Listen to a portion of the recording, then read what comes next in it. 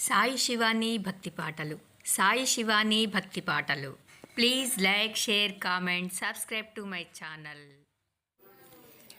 ఓం శ్రీ మహాగణాధిపతయే నమః. ఓం శ్రీ గురుభ్యో నమః. ఓం శ్రీ మాత్రే నమః.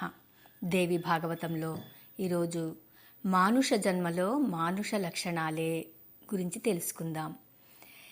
వ్యాసుడు చెబుతూ ఉన్నారు, జనమేజయ, మాయాశక్తి చాలా బలవతి. మానవుల బుద్ధిని దారుణంగా మోహపరుస్తుంది.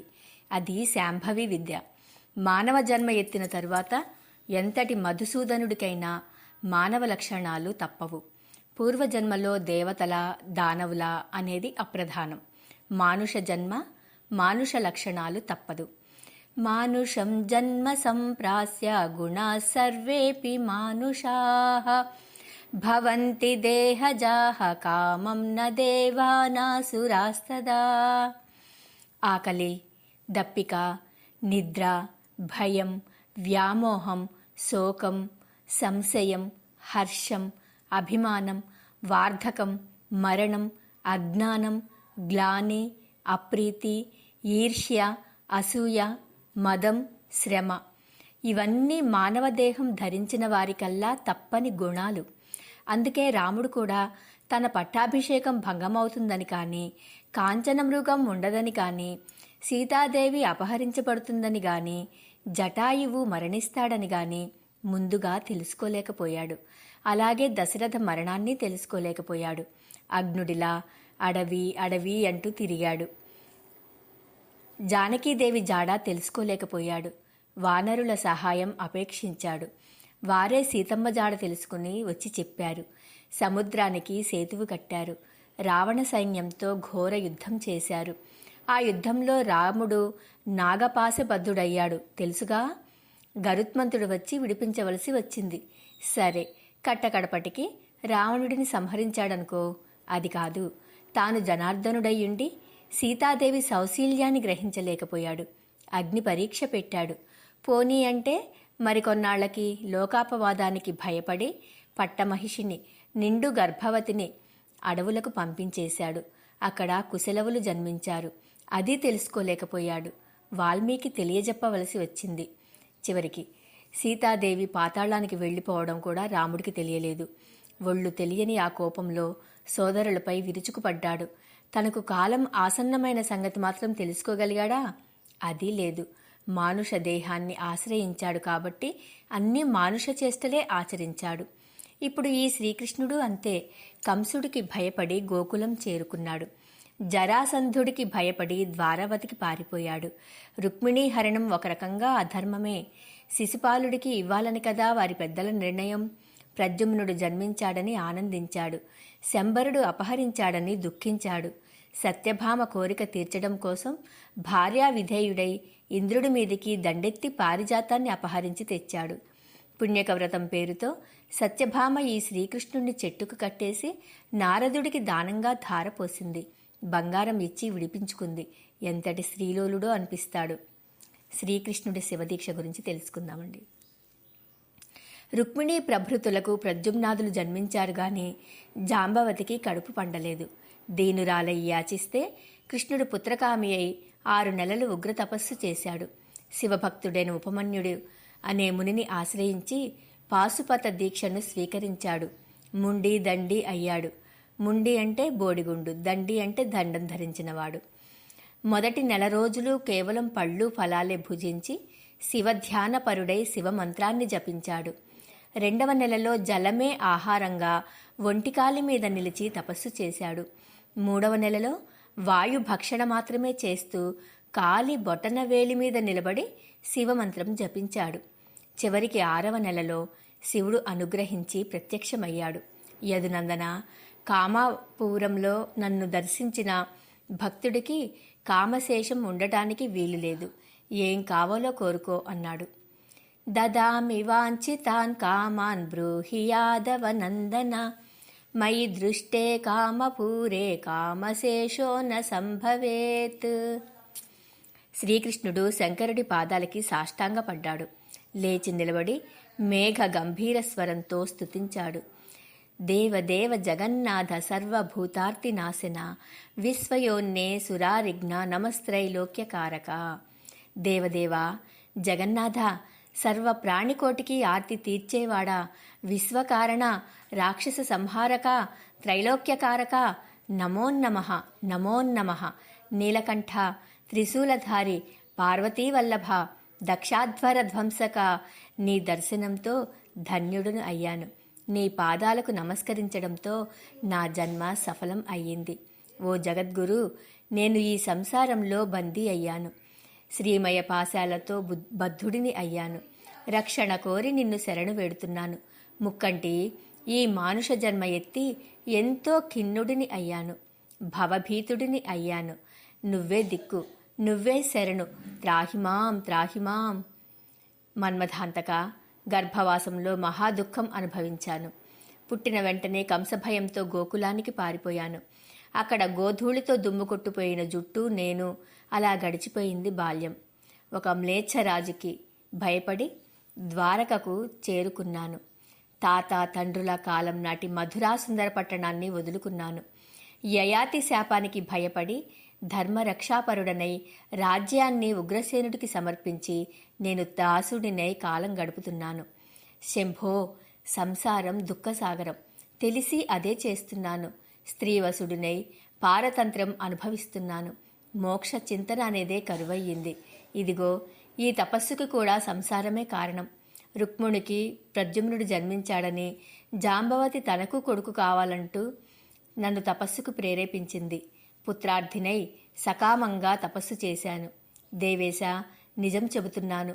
ఇలా నిన్ను ప్రార్థించాలంటే సిగ్గుగా ఉంది. మోక్షప్రదుడవైన నిన్ను ఆరాధించి ప్రసన్నుణ్ణి చేసుకుని ఒక తుచ్చము అశాశ్వతము అయిన వరాన్ని ఎవడైనా కోరతాడా? నేను కోరుతున్నాను. ఎంత మూర్ఖుడినో చూసుకో.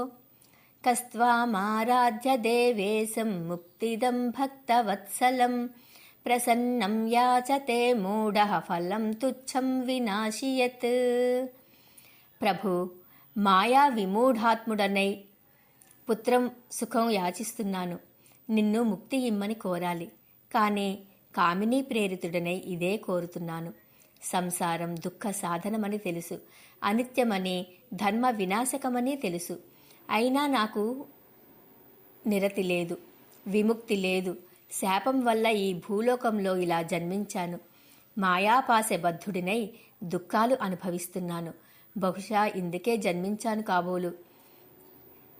శాపాన్నారాయణాం సోహం జాతోస్మిన్ క్షితిమండలే భోక్తుం బహుతరం దుఃఖం మాయాపాసేన యంత్రితః. గోవిందుడు తన వేదనను విన్నవించుకున్నాడు. మహేషుడు అనునయంగా బదులు పలికాడు.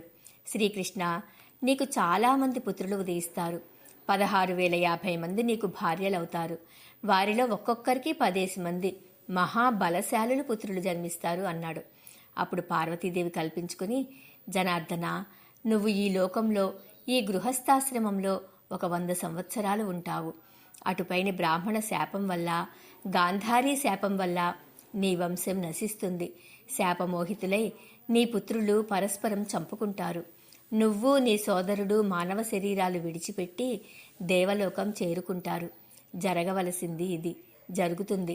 ఇందులో దుఃఖించవలసింది ఏమీ లేదు. అవశ్య భవితవ్యాలకు ప్రతిక్రియలు ఉండవు. నువ్వు అవతారం చాలించిన తర్వాత నీ భార్యలు అష్టావక్రుడి శాపం కారణంగా దొంగల దోపిడీకి గురి అవుతారు. ఇదంతా జరగవలసిందే అని చెప్పి పార్వతీ పరమేశ్వరులు అంతర్ధానం చెందారు. శ్రీకృష్ణుడు సంతృప్తి చెంది ఉపమన్యుడికి కృతజ్ఞతాపూర్వకంగా నమస్కరించి ద్వారవతి చేరుకున్నాడు. అందుచేత జనమేజయ, బ్రహ్మాది దేవనాయకులు కూడా మాయాకల్లోలానికి అతీతులు కారు. మాయాశక్తి చేతిలో కీలుబొమ్మలు. పూర్వకర్మలను బట్టి సకల జీవులను ఈ మాయాశక్తి ప్రేరేపిస్తూ ఉంటుంది. ఇది పరబ్రహ్మస్వరూపిణి. ఒకరి పట్ల వైషమ్యం కానీ కాఠిన్యం కానీ ఉండవు. జీవమోక్షం కోసమే నిరంతరం యత్నిస్తూ ఉంటుంది. ఈ మాయాశక్తి లేకపోతే చరాచర జగత్తు లేదు, వట్టి జడంగా ఉండిపోయేది. అందుకే జగజ్జనని కరుణించి జీవకోటినంతటినీ ఎల్లప్పుడూ ఇలా ప్రేరేపిస్తూ ఉంటుంది. అందుచేత అందరూ మోహవివసులు కావలసిందే, లేకపోతే చైతన్యమే లేదు. సురాసురులందరూ మాయకు లొంగినవారే, మాయాధీనులే. స్వతంత్రురాలు ఆ ఒక్క మాయాదేవి మాత్రమే. అందుకని సర్వాత్మన ఆ జగదీశ్వరిని సమర్పించాలి. ఈ ముల్లోకాలలోనూ అంతకు మించిన శక్తి లేదు. ఆ పరాశక్తి పదాలను అర్చించడం, స్మరించడం జన్మకు సాఫల్యం. దేవీ సమర్పణ చెయ్యని వంశంలో జన్మించడం దురదృష్టం. అటువంటి జన్మ ఎవరికీ కలుగకుండుగాక. నేను దేవిని, ఇతరుణ్ణి కాను, నేనే బ్రహ్మను, అందుచేత నాకు దుఃఖం లేదు అనే అభేద భావంతో నిరంతరం జగదంబికను ధ్యానించాలి. గురుముఖతః ఈ వేదాంత భావనను నేర్చుకొని అలవరుచుకొని ఏకాగ్ర చిత్తంతో ఆత్మరూపిణిని ధ్యానించాలి. అప్పుడే కర్మ విముక్తి. శ్వేతాశ్వతరాది మహర్షుల నిర్మల హృదయులై ఆత్మస్వరూపిణిని తెలుసుకుని భవబంధ విముక్తులయ్యారు. భార్యా సమేతులై త్రిమూర్తులు ఎప్పుడూ ఈ సచ్చిదానంద రూపిణిని సేవిస్తూ ఉంటారు. జనమేజయ, నువ్వు అడిగిందల్లా చెప్పాను. బహుశా నీ వేదన, భవతాపం తీరిందనుకుంటాను. ఇంకా ఏమి వినాలనుకుంటున్నావో అడుగు, చెబుతాను అన్నాడు వ్యాసుడు. సౌనకాది మహామునులారా, వ్యాస భగవానుడు జనమేజయుడికి చెప్పినదంతా మీకు వివరించాను. ఏమైనా సందేహాలు ఉంటే అడగండి అన్నాడు సూతుడు. పంచమ స్కంధంలోకి అడుగు పెడుతున్నామండి. సూత మహర్షి దివ్యము సర్వ పాప వినాశకము అయిన శ్రీకృష్ణ చరితను ఆలకించాం. చాలా ఆనందంగా ఉంది. అయితే ఒక చిన్న సందేహం, నువ్వే వివరించాలి. శ్రీకృష్ణుడు విష్ణుమూర్తి అవతారం కదా, అతడు మరి శివుణ్ణి ఆరాధించడమేమిటి? పార్వతీదేవి వరమివ్వడమేమిటి? పార్వతీదేవి జగన్మాతకు అంశావతారం కదా, శివుడు అంతేనాయే. మరి వీరిద్దరినీ శ్రీకృష్ణుడు ఉపాసించడం ఏమిటో అర్థం కావడం లేదు అన్నారు సౌనకాది మహామునులు. సూతుడు వివరణ ఇచ్చాడు. మహామునులారా, మీ సందేహానికి సమాధానం ఉంది. వ్యాసుడు చెప్పగా విన్నది చెబుతున్నాను, ఆలకించండి. జనమేజయుడికి ఇలాంటి సందేహమే కలిగింది. మేధావి కదా, మా గురువుగారిని అడిగాడు. అది చెబితే మీ సందేహము తీరిపోతుంది. వ్యాస మహర్షి, కృష్ణుడు శివుడిని ఆరాధించడమేమిటి? చాలా ఆశ్చర్యంగా ఉందే. తాను స్వయంగా సర్వేశ్వరుడయ్యుండి, సర్వసిద్ధిప్రదుడయ్యుండి, సాధారణ మానవుడిలాగా మరొక దేవుణ్ణి ఉపాసించడమేమిటి? ఘోర నియమాలతో తపస్సు చేయడమేమిటి? వింతగా లేదు అన్నాడు జనమేజయుడు. వ్యాసుడు ఇలా సమాధానం చెప్పాడు. జనమేజయ, నువ్వన్నది నిజమే.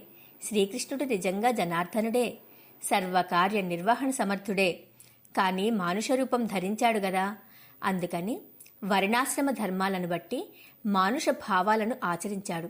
పెద్దలను గౌరవించడం, గురువులను పూజించడం, బ్రాహ్మణులను సత్కరించడం, దేవతలను ఆరాధించడం, ఇవి గృహస్థాశ్రమ ధర్మాలు. అలాగే దుఃఖపడవలసిన విషయాలలో దుఃఖపడటం, సంతోషించాల్సిన సంగతులలో సంతోషించడం, రకరకాల అపవాదాలకు తలవొగ్గి బాధపడటం, స్త్రీలతో కామోపభోగాలు అనుభవించడం, సమయానుకూలంగా విజృంభించే అరిషడ్వర్గాలకు లోనవ్వడం, ఇవన్నీ గృహస్థు గుణాలు. గుణమయ శరీరం ధరించి గుణాతీతంగా ఉండడం అసంభవం. సౌబలి శాపం వల్ల యాదవ వినాశనం, బ్రాహ్మణ శాపం వల్ల కృష్ణుడి అవతార సమాప్తి. తెలిసి వీటిని తప్పించగలిగాడా? కృష్ణపత్నులను దొంగలు దోచుకున్నారు. అర్జునుడు సన్నిధిలోనే ఉన్నాడు. మహావీరుడు గదా, బాణాలు వేసి సంహరించగలిగాడా? అలాగే ప్రద్యుమ్నాపహరణాన్ని కృష్ణుడు నిరోధించగలిగాడా? అసలు తెలుసుకోగలిగాడా?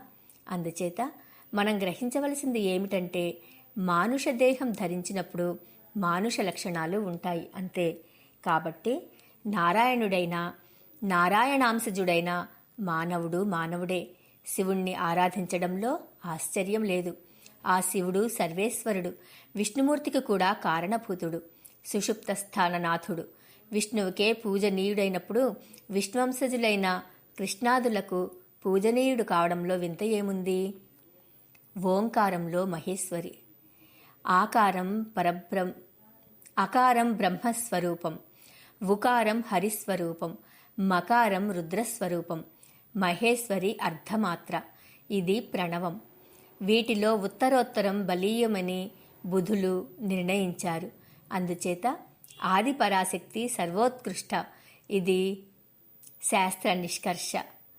అకారో భగవాన్ బ్రహ్మాప్యుకారః స్యాద్ధరి స్వయం, మకారో భగవాన్ రుద్రో వ్యర్థమాత్రా మహేశ్వరీ ఉత్తరోత్తరభావేనాప్యుత్తమత్వం స్మృతం బుధైః అతః సర్వేషు శాస్త్రేషు దేవీ సర్వోత్తమా స్మృతా.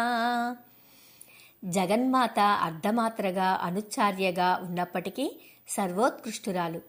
తక్కిన త్రిమూర్తులలో బ్రహ్మ కన్నా విష్ణువు, విష్ణువు కన్నా శివుడు అధికులు. అందుచేత శ్రీకృష్ణుడు శివుణ్ణి అర్చించడంలో సందేహించవలసింది ఏమీ లేదు. జనమేజయ, వరదానం కోసమని బ్రహ్మదేవుడి ముఖం నుంచి ఆవిర్భవించిన రుద్రుడు మరొకడున్నాడు. ఈ రెండవ రుద్రుడు మూలరుద్రుడి అంశావతారమే. ఇతడే అందరికీ పూజ్యుడని పెద్దలు చెబుతుంటే ఇక మూలరుద్రుడిని పూజించడం గురించి వేరే చెప్పాలా? ఇంతకీ రుద్రుడికి ఈ ఉత్తమత్వం ఎలా వచ్చిందంటే దేవి సాన్నిధ్యం వల్లే. దేవీ తత్వస్య సాన్నిధ్యాదుత్తమత్వం స్మృతం శివే. అహంకారమే అసలైన బంధనం. యోగ మాయా ప్రభావం వల్ల శ్రీ మహావిష్ణువు ప్రతి యుగంలోనూ అవతారాలు ధరిస్తున్నాడు. ఇందులో విచారించవలసిన అంశం ఏమీ లేదు. ఆదిపరాశక్తి తన కనుబొమలను కదిలిస్తే చాలు విశ్వసృజన జరుగుతుంది, రక్షణ జరుగుతుంది, సంహరణము జరుగుతుంది. త్రిమూర్తులకు ఆయా అవతారాలను నియమించేది జగజ్జననియే. సూతికాగృహంగా మారిన కారాగారం నుంచి శ్రీకృష్ణుడిని తప్పించి గొల్లపల్లెకు చేర్చింది ఎవరు? ద్వారకా నిర్మాణం చేయించింది ఎవరు? 16,058 మంది అందగత్తెలను తన కళాంశలతో సృష్టించి శ్రీకృష్ణుడితో పరిణయమాడించింది ఎవరు? వారి విలాసాలకు అతడిని దాసుణ్ణి చేసింది ఎవరు? అంతా ఆదిపరాశక్తియే. ఎంతటి పురుషుడినైనా లోహ పాశాలతో బంధించడానికి ఒక్క విలాసవతి చాలు. ఈయనకి 16,058 మంది పంజరంలో చిలకలా బందీ అయిపోయాడు. ఏకాపి బంధన విధౌ యువతీ సమర్థా పుంసో యథా సుదృఢలోహమయం తు దామా కిం నామ షోడశ సహస్రశతార్ధకాశ్చ తం స్వీకృతం సుఖమివాతి నిబంధయంతి. సత్యభామ కోరిక తీర్చడానికి పారిజాతం అపహరించి తెచ్చాడు.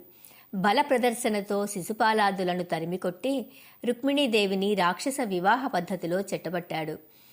ఈ పనులకన్నింటికీ మూల కారణం అహంకారం. అదే శుభాశుభ కర్మలను చేయిస్తూ ఉంటుంది. ఈ స్థావర జంగమాత్మక సృష్టికంతటికీ అహంకారమే కదా కారణం. బ్రహ్మదేవుడు గాని విష్ణుమూర్తి గాని ఈ అహంకారాన్ని విడిచిపెడితేనే విముక్తుడవుతాడు. లేదంటే సంసార కర్మలు చేస్తూనే ఉంటాడు. అహంకార విముక్తుడు విముక్తుడు, అహంకార బద్ధుడు బద్ధుడు. ధనము, గృహము, సంతానము, సోదరులు, ఇల్లాలు ఇవియే నీ నిజానికి పెద్ద బంధనాలు కావు. ప్రాణికోటికి అహంకారం ఒక్కటే అసలు సిసలైన బంధనం. న నారీ న ధనం గేహం న పుత్రా న సహోదరాః బంధనం ప్రాణినాం రాజన్ అహంకారస్తు బంధకః. నేనే కర్తను, ఈ పనిని నేనే చేశాను, సమర్థుణ్ణి, ఇంకా ఇలా చేస్తాను అలా చేస్తాను చేస్తున్నాను అంటూ మానవుడు తనను తాను బంధించుకుంటున్నాడు. కారణం లేకుండా కార్యం పుట్టదు కదా. అహంకారమే అన్నింటికీ ఆది కారణం. మట్టి ముద్ద లేనిదే కుండ తయారు కానట్టు అహంకారం లేనిదే ఏ కార్యము ఉత్పత్తి కాదు. విష్ణుమూర్తి జగద్రక్షణ చేస్తున్నాడంటే అహంకారమే కారణం. లేకపోతే అంతగా చింతామగ్నుడు ఎందుకవుతాడు? అవతార ప్రవాహంలో ఎందుకు మునుగుతాడు? అహంకారం నుంచి మోహం పుడుతుంది. మోహం వల్ల సంసారం ఏర్పడుతుంది. అహంకారం లేకపోతే మోహము లేదు, సంసారము లేదు. మోహమూలమహంకారః సంసారస్తః సముద్భవః అహంకార విహీనానాం న మోహో న చ సంస్మృతిః. సత్వరజస్తమో గుణాలు ప్రధానంగా భాషించే విష్ణు విరించి మహేశ్వరులు కూడా అహంకారబద్ధులే, అస్వతంత్రులే. విష్ణుమూర్తి తన ఇచ్ఛానుసారం అవతారాలు ధరిస్తాడని భావించే మూఢులు చాలామందే ఉంటారు ఈ లోకంలో. ఎంతటి మందబుద్ధి అయినా గర్భవాస క్లేశాన్ని కోరుకుంటాడా? విద్వాంసుడైనవాడు అసలు కోరుకోడు కదా. అటువంటిది వాసుదేవుడు అవతారాలను ఇచ్ఛాపూర్వకంగా ధరించడమేమిటి? వైకుంఠవాసం కన్నా గర్భవాసం సుఖమా? కష్టాలు, క్లేశాలు, విచారాలు, దుఃఖాలు అనుభవించడం ఆనందదాయకమా? కాదు కదా. అస్వతంత్రుడు కనుక తప్పనిసరి అవతారాలు ధరిస్తున్నాడనమాట. స్వతంత్రుడే అయితే ధరించడుగాక ధరించడు. మహారాజా, ఈ త్రిమూర్తులే కాదు, జగత్తు అంతా యోగ మాయావశం. బ్రహ్మాది స్తంభ పర్యంతము మాయాతంత్రి నిబద్ధమే. సాలెగూడులో సాలిపురుగులే పరిభ్రమిస్తున్నారు. మాయాతంత్రి నిబద్ధాయే బ్రహ్మ విష్ణు హరాదయః భ్రమంతి బంధమాయాంతి లీలయా చోర్ణనాభవత్. వ్యాస మహర్షి, యోగమాయ, యోగశక్తి అంటూ నీ ప్రసంగంలో చాలా పర్యాయాలు ప్రసక్తి వచ్చింది. ఆ యోగేశ్వరి ప్రభావం ఏమిటో తెలుసుకోవాలని ఉంది. చరాచర జగత్తు అంతా యోగీశ్వరి సముత్పన్నమేనని చెబుతున్నావు. దయచేసి అదేమిటో వివరించు అని జనమేజయుడు అడిగాడు. వ్యాసుడు సంబరపడ్డాడు.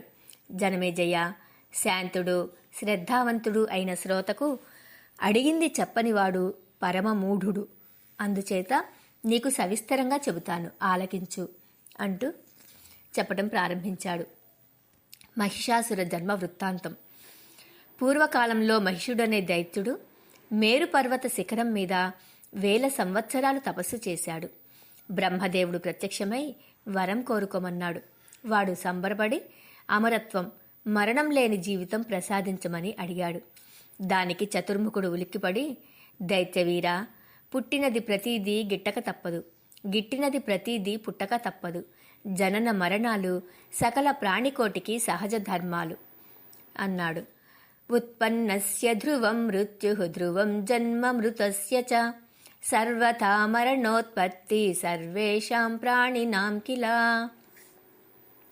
మహాసముద్రాలకు, మహాపర్వతాలకు సైతం ఎప్పటికో అప్పటికి వినాశం తప్పదు. అందుచేత నీ కోరిక ప్రకృతి విరుద్ధం. మరణానికి ఒక అవకాశం, అంటే ఒక స్థానం విడిచిపెట్టి నీ ఇష్టం ఏదైనా కోరుకో, తీరుస్తాను అన్నాడు. అయితే పితామహ, పురుషుడి చేతిలో నాకు మరణం లేకుండా వరం ఇయ్యి. ఆడది నన్నేమీ చెయ్యలేదు, అబల నన్ను చంపుతుందా? అసంభవం. అందుచేత అబలను నా మరణానికి ఒక అవకాశంగా, ఒక స్థానంగా విడిచిపెడుతున్నాను అన్నాడు. మహిషాసుర, ఎప్పటికో అప్పటికి ఆడదాని చేతిలోనే నువ్వు మరణిస్తావు. పురుషుడి వల్ల నీకు మృత్యుభయం లేదు అని వరం ఇచ్చి పద్మసంభవుడు అంతర్ధానం చెందాడు. మహిషుడు సంబరపడిపోతూ తన రాజధానికి చేరుకున్నాడు. జనమేజయ, ఈ మహిషుడు ఎవడు? మహిష రూపం ఎలా వచ్చింది? ఇలాంటి సందేహాలు నిన్ను తొలిచేస్తూ ఉంటాయి, అవునా? విను, ఆ వివరాలు కూడా చెబుతాను అన్నాడు వ్యాసుడు. దానవ వంశానికి మూలపురుషుడు ధనువు. అతడికి 2 కుమారులు, రంభుడు, కరంభుడు అని వారి పేర్లు. ఇద్దరూ భూమండలంలో ఉత్తములుగా ఖ్యాతి గడించారు. కానీ ఆ ఇద్దరికీ సంతానం లేకపోయింది. ఆ దిగులుతో తపస్సు చేశారు. కరంభుడు పంచనదంలో మునిగి తపస్సు తీవ్రంగా చేశాడు. రంభుడు దగ్గరలో ఉన్న సాలవృక్షం అధిరోహించి అగ్నిని ఉపాసించాడు. వీరి తపస్సులు ఇంద్రుణ్ణి భయపెట్టాయి. మొసలి రూపంలో వచ్చి కరంభుడి పాదాలు పట్టుకొని నీళ్లలోకి లాగి సంహరించాడు. ఇది రంభుడికి తెలిసింది. క్రుద్ధుడయ్యాడు. తలను ఖండించుకుని అగ్నికి ఆహుతి చెయ్యాలని సంకల్పించుకున్నాడు. ఎడమ చేతితో జుట్టు పట్టుకొని కుడి చేతితో తలను నరుక్కోబోయాడు. చటుక్కున అగ్నిదేవుడు వారించాడు. రంభాసురా, ఎంత మూర్ఖత్వం! నీ తలను నువ్వే నరుక్కుంటావా? చచ్చి ఏం సాధిస్తావు? ఆత్మహత్య మహాపాతకం. పిచ్చివాడా, విరమించు, ఏం కావాలో వరం కోరుకో అన్నాడు. రంభాసురుడు జుట్టును ఖడ్గానే విడిచిపెట్టి అగ్నిదేవుడికి చేతులు జోడించాడు. అగ్నిదేవా, నా తపస్సుకి నువ్వు సంతుష్టుడివైనట్టయితే త్రిలోక విజేతను పుత్రుడుగా అనుగ్రహించు. దేవ దానవ మానవులకు అజేయుడు, కామరూపధారి, మహాబలశాలి, సర్వలోకవందితుడు అవ్వాలి. అలాంటి పుత్రుడు కలిగేట్టు వరం ప్రసాదించు అని అభ్యర్థించాడు. అగ్నిదేవుడు అంగీకరించాడు.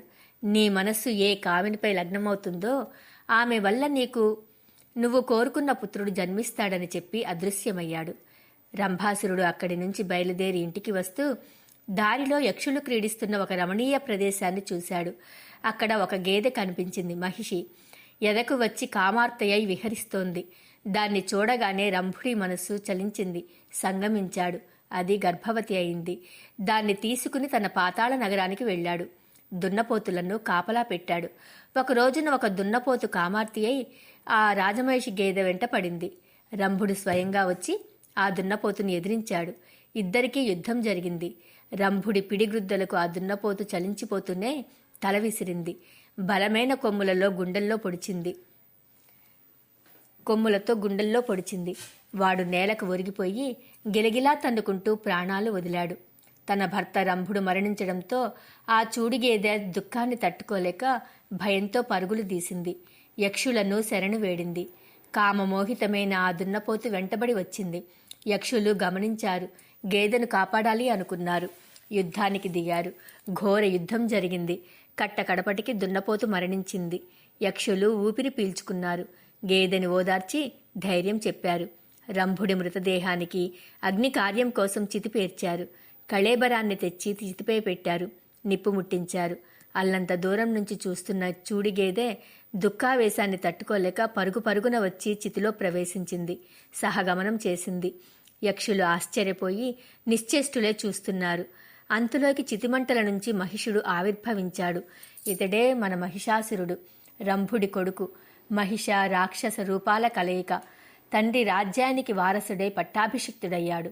రంభుడు కూడా పుత్ర వాత్సల్యంతో మరొక దేహాన్ని పొంది రక్తబీజుడై మహిషుడికి అనుచరుడు, అంతరంగికుడు అయ్యాడు. ఇది మహిషాసురుడి జన్మ వృత్తాంతం. మహిషాసురుడి యుద్ధ సన్నాహం. వరదర్పితుడైన మహిషాసురుడు జగత్తునంతటినీ వశం చేసుకున్నాడు. జగద్విజేత అనిపించుకున్నాడు. తన ఏలుబడిలోకి తెచ్చుకున్నాడు. నిరాటంకంగా ఏకఛత్రాధిపత్యంగా పరిపాలన సాగించాడు. చిక్షురుడు సేనాపతిగా, తామ్రుడు కోశాధిపతిగా, అసిలోమ, బిడాల, బాష్కల, త్రినేత్ర, కాలబంధకాదులు దండనాయకులుగా మహిషుడు విజృంభించి భూపాలురనందరినీ సామంతులుగా చేసుకుని కప్పాలు కట్టించుకున్నాడు. క్షాత్రధర్మంతో ఎదిరించిన వారిని నిర్దాక్షిణ్యంగా మట్టుపెడుతున్నాడు. బ్రాహ్మణులందరూ వసులైపోయారు. యజ్ఞయాగాలలో దేవతలతో పాటు సమానంగా భాగం సమర్పిస్తున్నారు. క్షితిమండలమంతా స్వాధీనం కావడంతో ఇప్పుడింక మహిషాసురుడికి దృష్టి స్వర్గలోకం మీద పడింది. దాన్ని జయించాలని నిశ్చయించుకున్నాడు. ఇంద్రుడి దగ్గరకు దూతను పంపించాడు. ఇంద్ర, స్వర్గాన్ని విడిచిపెట్టి ఎక్కడికైనా పో, లేదంటే మహిషాసురుడికి సేవలు చెయ్యి. అతడు నిన్ను రక్షిస్తాడు. ఇదీ కాదంటావా, వజ్రాయుధం ధరించి యుద్ధం చెయ్యి. పూర్వకాలంలో మా దైత్యులు నిన్ను ఎన్నోసార్లు జయించారు. ఓ అహల్యాజారుడా, నీ శక్తి సామర్థ్యాలు మాకందరికీ తెలుసు. నీ ఇష్టం. నీ మనస్సుకి ఏది మంచిదనిపిస్తే అది చెయ్యి. స్వర్గం విడిచి పారిపోతావో, యుద్ధమే చేస్తావో, శరణు వేడుకుంటావో నీ ఇష్టం అని ఆ దూత మహిషాసురుడి సందేశం వినిపించాడు. ఇంద్రుడికి పట్టరానంత కోపం వచ్చింది. నిగ్రహించుకున్నాడు. ముఖానికి చిరునవ్వు పులుముకున్నాడు. దూత, మీ మహిషాసురుడి మదగర్వం ఎంతటిదో తెలుసుకున్నాను. రోగానికి చికిత్స చేస్తాను.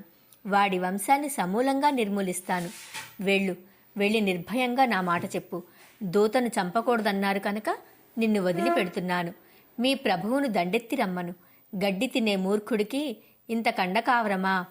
వాడి కొమ్ములు విరగ్గొట్టి బలమైన ధనుస్సు చేయించుకుంటాను. కొమ్ములు వచ్చాయనే కదా విర్రవీగుతున్నాడు. రమ్మను, విరిచేస్తాను. శృంగభంగం చేస్తాను. ఇంటిలో కూర్చొని ఎగరడం కాదు, దేవేంద్రుడితో యుద్ధం. ఏమనుకుంటున్నాడో రమ్మను అని ప్రతి సందేశం పంపించాడు. హయారే త్వద్బలం జ్ఞాతం తృణాదస్త్వం జడాకృతి శృంగయోస్తే కరిష్యామి సుదృఢం చ శరాసనం.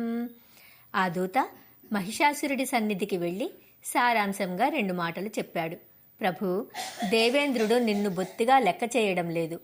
తన బలము, తన సైన్యము చాలా గొప్పవి, పరిపూర్ణమైనవి అనుకుంటున్నాడు. ఆ మూర్ఖుడు అన్న మాటలన్నీ యథాతథంగా ఎలా చెప్పను ప్రభు? భృత్యుడు తన ప్రభువు ఎదుట ఎప్పుడూ ప్రియము సత్యము పలకాలను కదా పెద్దలంటారు. ఇది నీతి. కేవలం ప్రియం చెప్పడం గానీ పరుషం చెప్పడం గానీ సేవకుడికి శుభప్రదం కాదన్నారు. శత్రురాజు విషం కక్కితే భృత్యుడైన దూత ఆ మాటలను తెచ్చి యథాతథంగా తన ప్రభువు ఎదుట వినిపించగలడా? ఇంద్రుడన్న మాటలు అలాగే చెప్పడానికి నాకు నోరు రావడం లేదు, ధైర్యము చాలడం లేదు. ప్రియం సత్యం చ నక్తవ్యం కదాచిచ్చుభమిచ్చునా ఇతి నీతిర్మహారాజ జాగర్తి శుభకారిణి కేవలం చేత్ ప్రియం బ్రూయాన్నతే కార్యం భవిష్యతి పరుషం చ న వక్తవ్యం కదాచిచ్చుభమిచ్చత.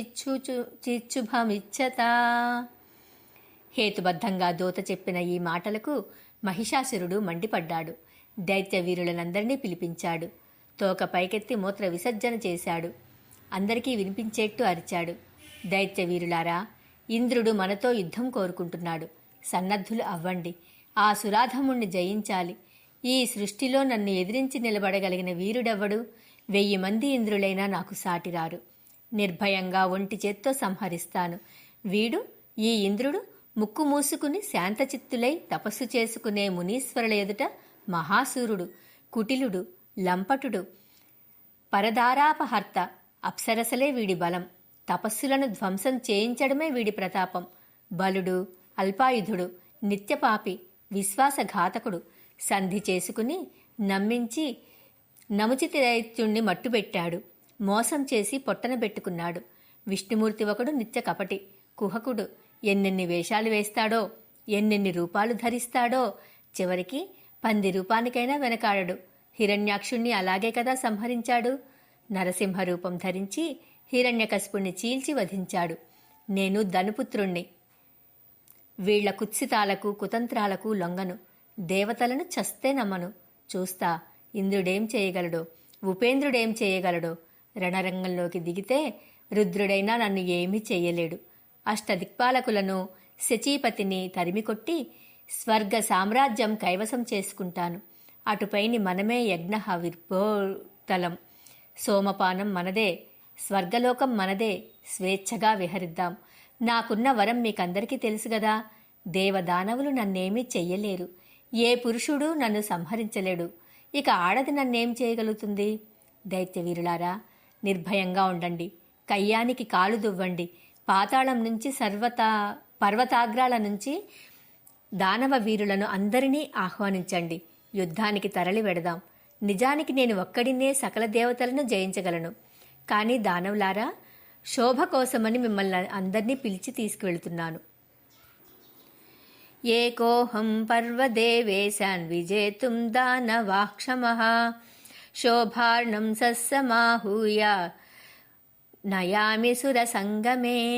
నాకేమీ భయం లేదు. ఈ కొమ్ములతో, ఈ గిట్టలతో దేవతలను చీల్చి చెండాడతాను. వరం ఉంది కదా, మనకు తిరుగులేదు. మరణం లేదు, అపజయం లేదు.